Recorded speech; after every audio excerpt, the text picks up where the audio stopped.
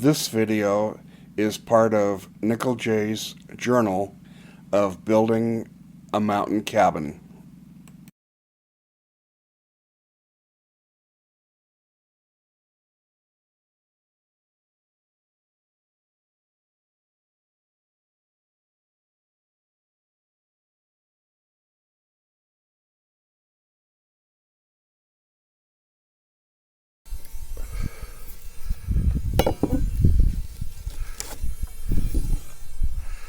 This is my second load of floor joists for my loft. I'm at Barry Lasco's sawmill. I'll show you around a little bit. Got a pretty nice view here from the yard. Take a look at some of the mills. This looks like an edger. Cuts new planks to width. I think this was a cut stack from the work that he did for my floor. Quite a selection of mills, bandsaw mills.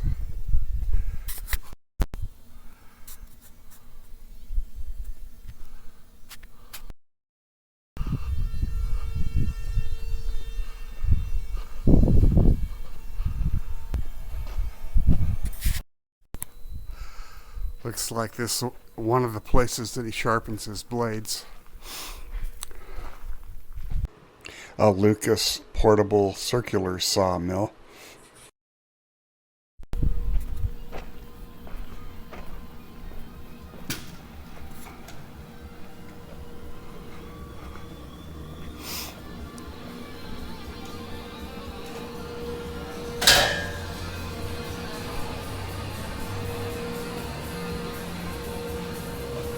Barry said I could do a quick run around with my camera. Yeah, go for it. This is a kiln over here.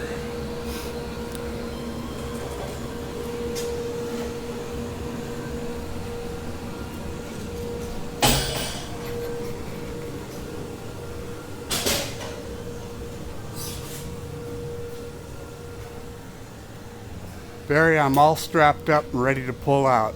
Okay. Thanks cool. again. You're welcome. All right. We'll Good see you luck later. on your project. Alrighty, bye. Take care.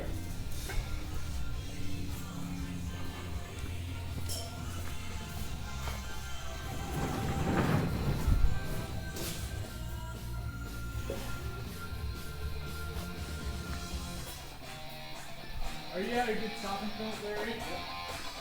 Looks to me like they could do just about anything they want with wood.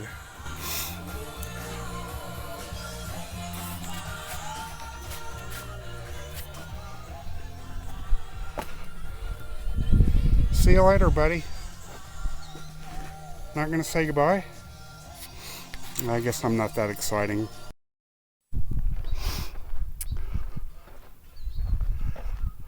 Ready to go, bud? Yeah, this dog will look at me. On the way back to the cabin, Rusty and I stopped on the river bottom for lunch, and we stopped regular to check the load and stretch our legs.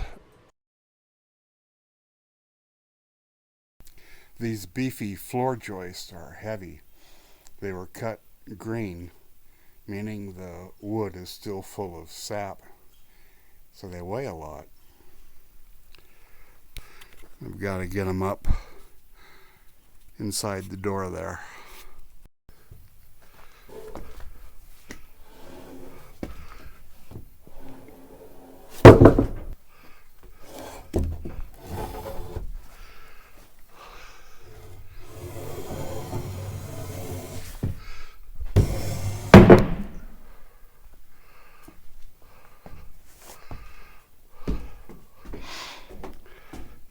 I think I'll see if I can use this cart to help move them.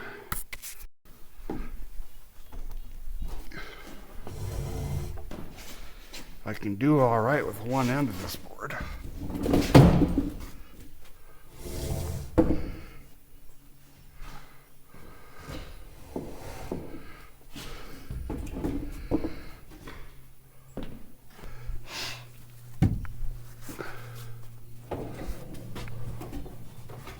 I can steer the cart a bit by pushing sideways on the plank.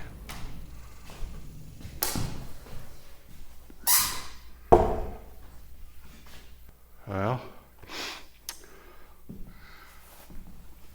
this last 4 feet's going to be the hardest part.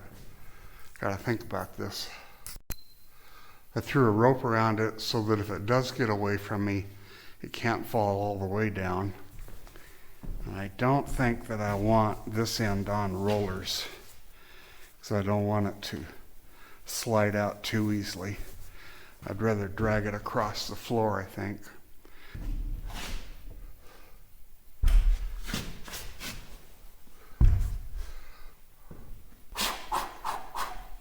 think that's how they do it.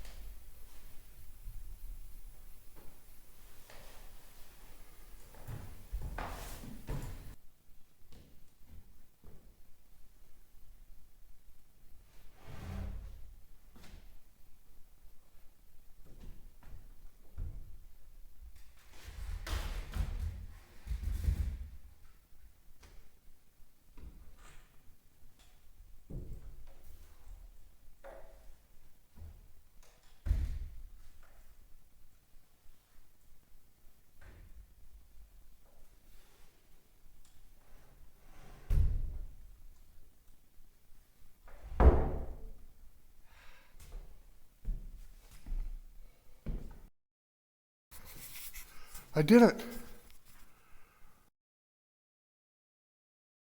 You can see where I put a ledger in here to support the ends of these floor joists.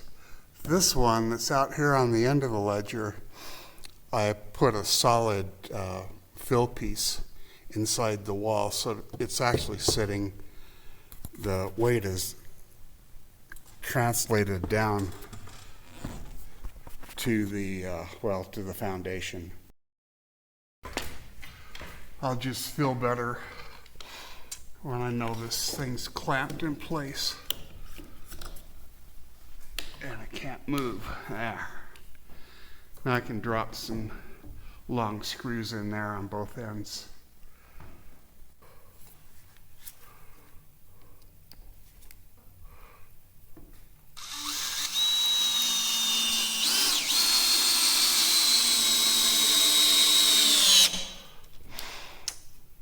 There, now I can quit worrying about this thing coming down on me.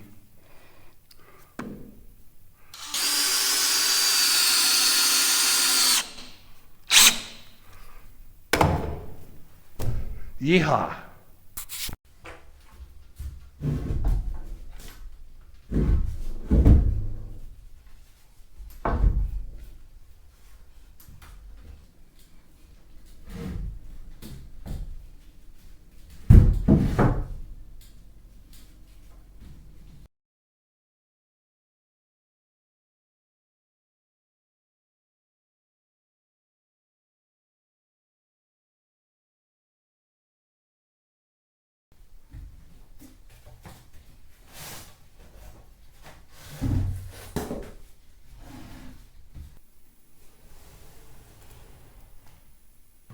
The potential for the joist to backslide is the reason that I had the safety rope on them, and I kept the rope adjusted.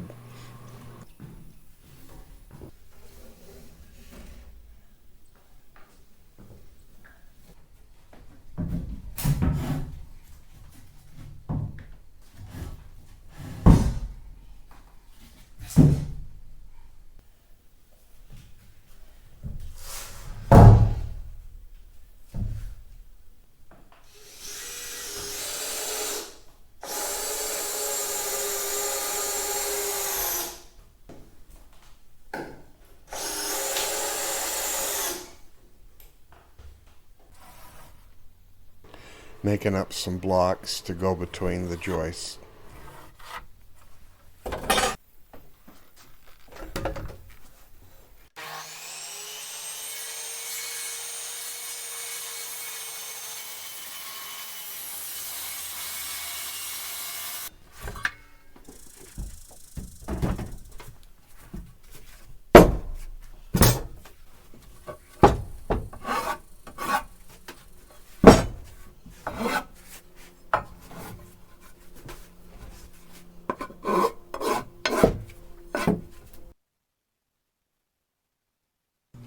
The spacers make the blocks wide enough to give me something to finish the wall boards to on both sides of the center wall. I can also leave some space in the middle to run wires through. I'll show you in a little bit.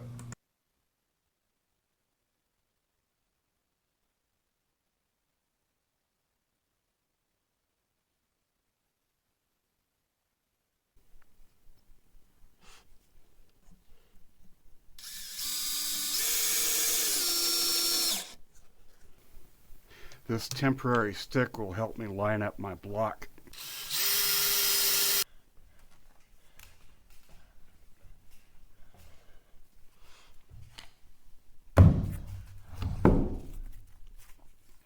And the idea is this block will be the finish when I put my wall boards here. I'll just run them right to these blocks, so there's not a gap in here.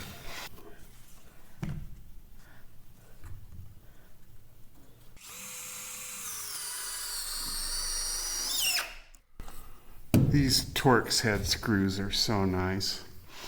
I grew up on flat blade screws, slotted screws, and Phillips screws, and these are so much better.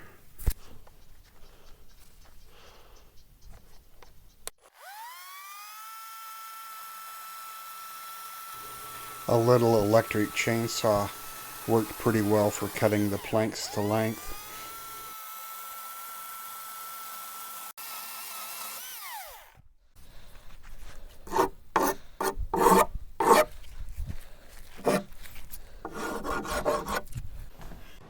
Another one going up, and I have it roped off too. The bottom of the plank is against the wall so that it can't slide downhill away from me.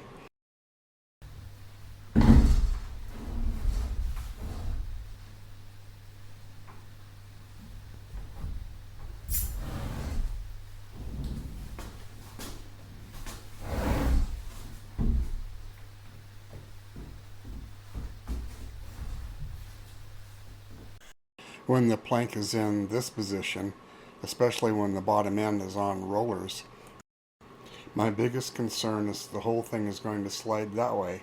So for a little insurance, I put a heavy clamp on the end of the plank so that it can't slide all the way off the wall that direction.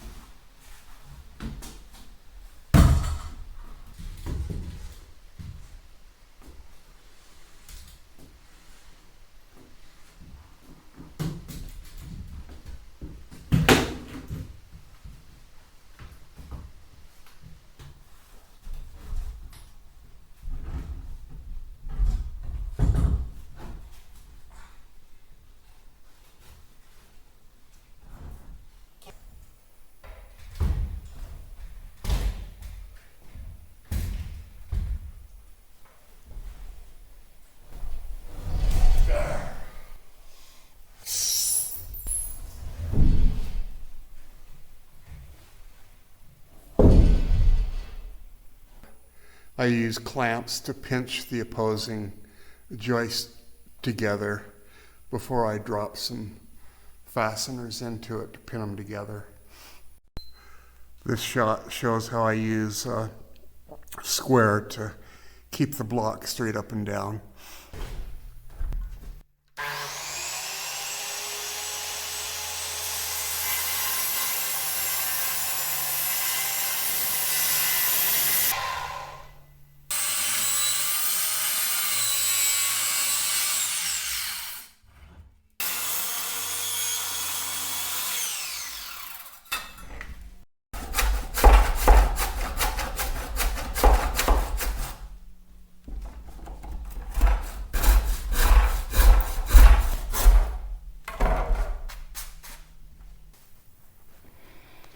I hung a plywood scrap over this window so that I can't send my plank through it.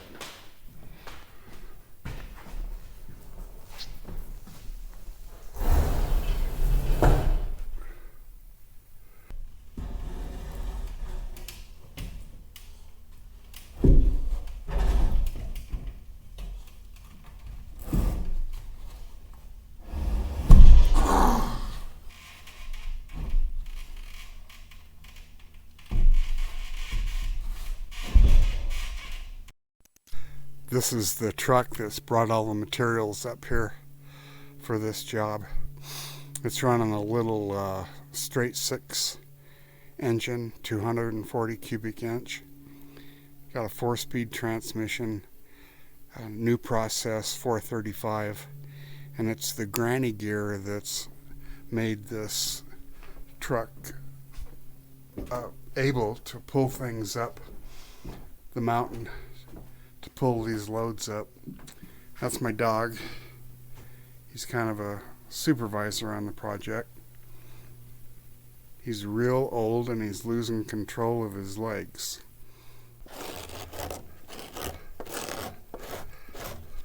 To scrape off the sap and sawdust scabs, I just used my work knife.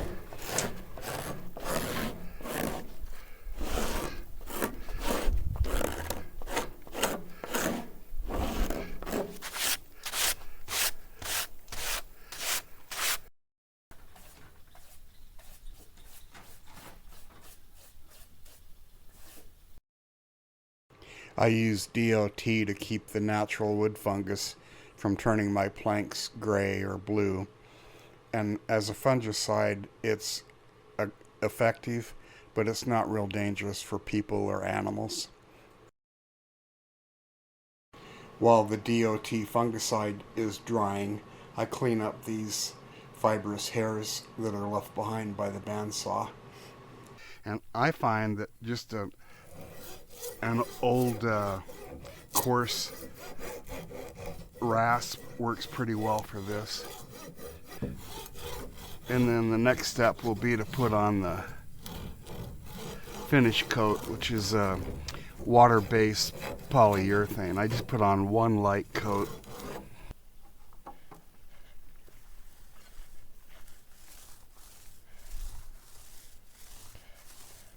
This dries clear. And unless you knew it was on, you probably wouldn't realize that the board had any finish on them. That's what I was after.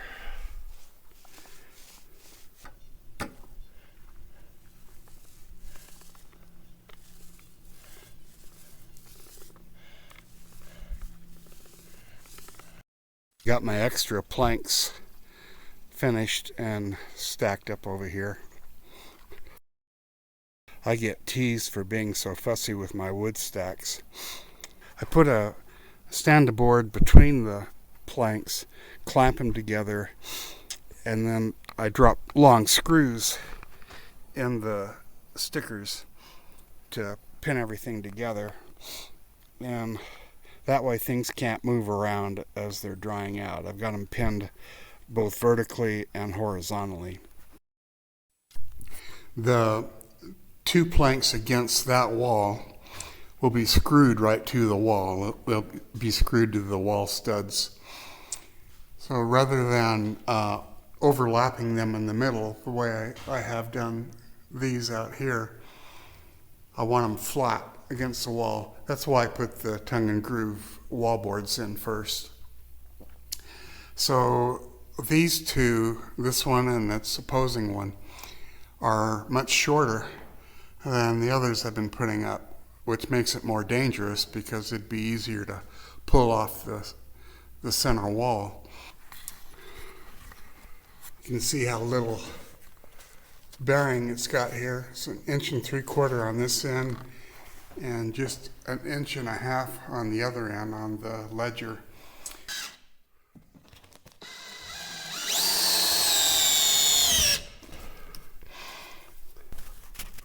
That's looking good. Where these screws are sucking this timber right up against the tongue and groove wallboard, giving it a nice clean finished look. I won't need any trim or any fussing around. That'll do it right there. I'm using a different method to raise this short plank that's up against the exterior wall.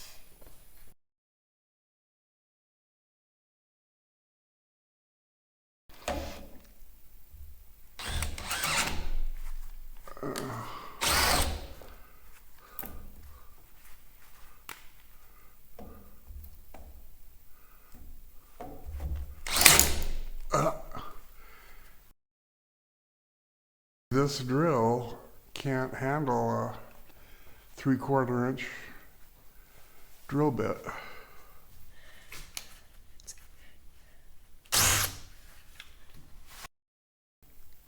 Kind of disappointing. It's been doing fine driving screws. This drill is at least 20 years old, but I'm still very fond of it. It simply works.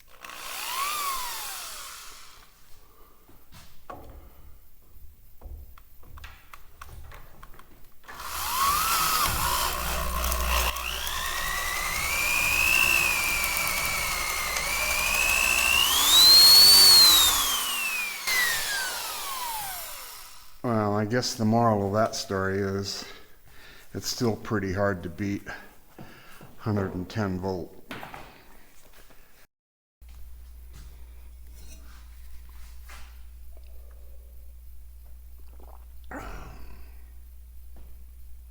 Something you still can't get at Starbucks is dark roast coffee with fresh ground Douglas fir.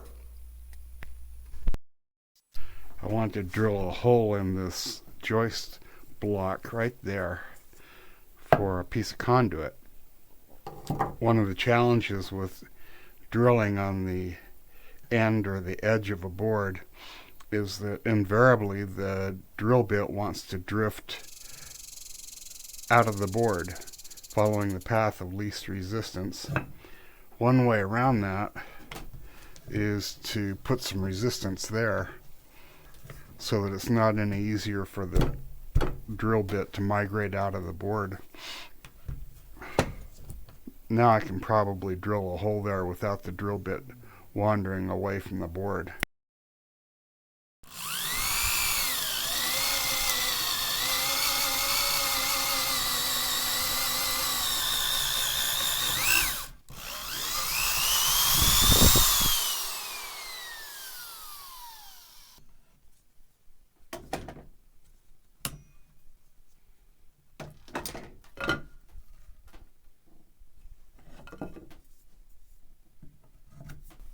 That should do it.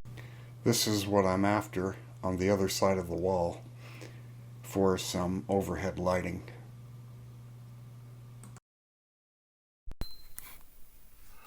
This is where it probably helps to have a carpenter and an electrician that work well together.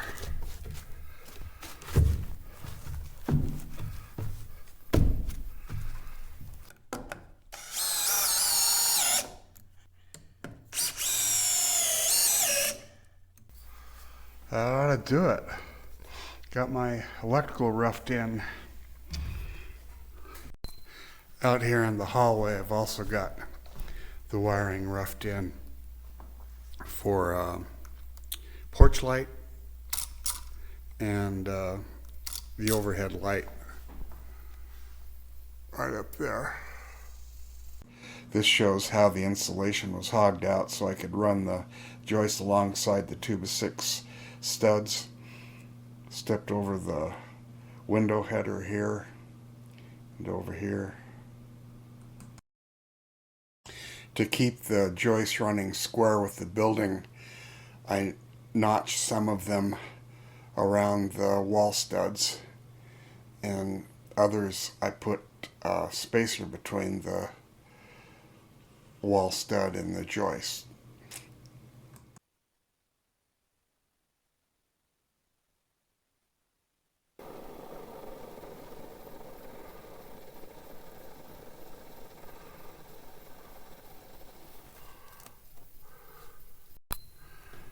After I get the ends of these beams insulated, I'll fill the rest of the wall with fiberglass. This is 2 inches of rigid insulation, and then I'll finish the wall with the insulation that would normally go into a 2x4 wall. A view with the fiberglass insulation finished around the floor joist. These shots show how the blocks pair up with the joists to form a finished surface for my wallboards. Looking in from the front door, where the joists stop at the wall, will be a stairway header to get upstairs. That's all for now. Catch you later.